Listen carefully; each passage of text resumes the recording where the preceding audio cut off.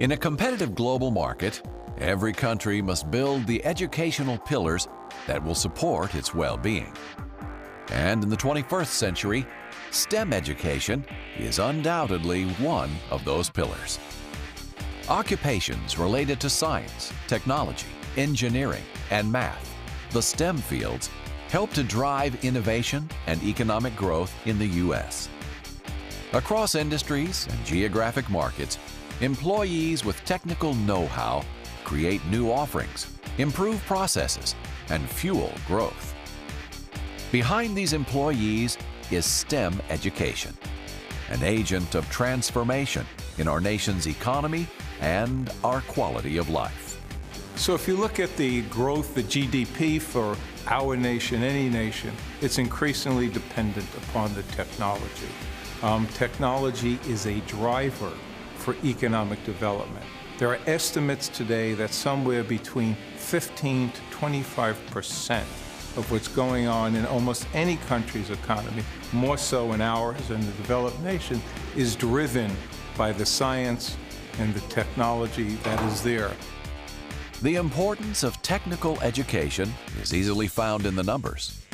By 2018, 9 out of 10 traditional STEM jobs will require some post-secondary education and training, according to the National Math and Science Initiative. Working to meet this educational need are schools like the New Jersey Institute of Technology. A leading public technological university, NJIT has been dedicated to educating the technical workforce for more than 130 years. The university serves about 10,000 undergraduate and graduate students each year in programs such as engineering, computer sciences, life sciences, and architecture and design. It also facilitates lifelong learning for STEM professionals. NJIT has provided training to 75,000 private company employees since 1990. The thing that I got out of coming from NJIT is, how do you solve a problem? How do you look at a problem and break it down into workable pieces? Your clients will need things that are specific to their needs. The basics of what we learn is what we can build upon and do the problem solving. To spur economic growth, STEM universities must produce graduates who are equipped to meet real-world challenges. The leaders at NJIT believe students must be fully engaged in the STEM disciplines to be prepared to transform companies and industries. The university takes a multidisciplinary approach to education, in which students work alongside professors in labs, research centers, and design studios. This work, combined with classroom instruction, allows students to study the processes of their fields, learn to think critically, and determine how to apply theory to the practical problems they will encounter on the job. So students can get involved in research at many different levels. So they can start as an undergraduate as early as their freshman year and perform independent study in various faculty members' labs. They can do this during the academic year. They can do this over the summer. This can be paid or unpaid research opportunities, but it gives the student an opportunity to get some hands-on skills in a research area. They get to learn new techniques, and these can be cutting-edge tools or techniques that they would then use in industry.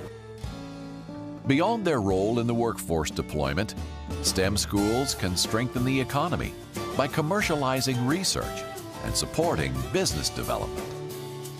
NJIT, named a top national university by U.S. News and World Report and ranked in the top 1% nationally for return on investment by Payscale.com, has nearly $110 million in annual research expenditures and has received 187 U.S. patents.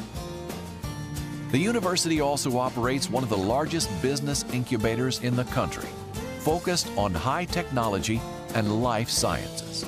The Enterprise Development Center houses about 90 companies that employ 800 people and have drawn some $67 million in third-party funding. For a STEM school, having a business incubator really serves a couple of purposes. On the one hand, We are developing technology from our faculty and students, and by having a business incubator on campus provides a place where potentially the technologies that we're developing could be licensed to those companies and moved along the commercialization path. Additionally, students themselves as well as faculty are interested in thinking about and exploring the opportunities to start up businesses. And so having a facility on campus makes it easy for them to explore those opportunities.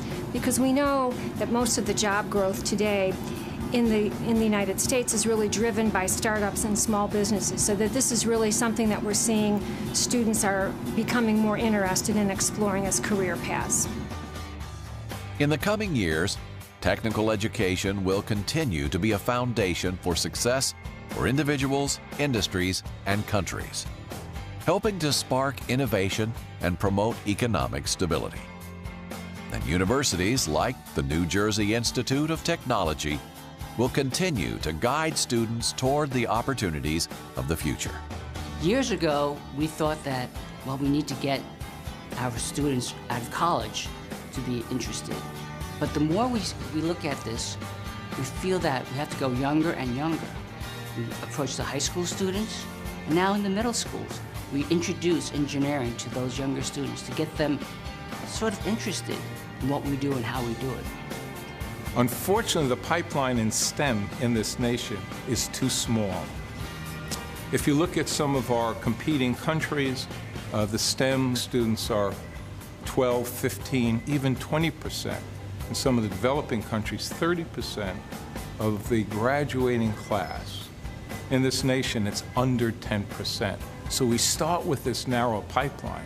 We need to ensure that we give them the support services so that they can graduate. So they stay here, we retain them, and they graduate.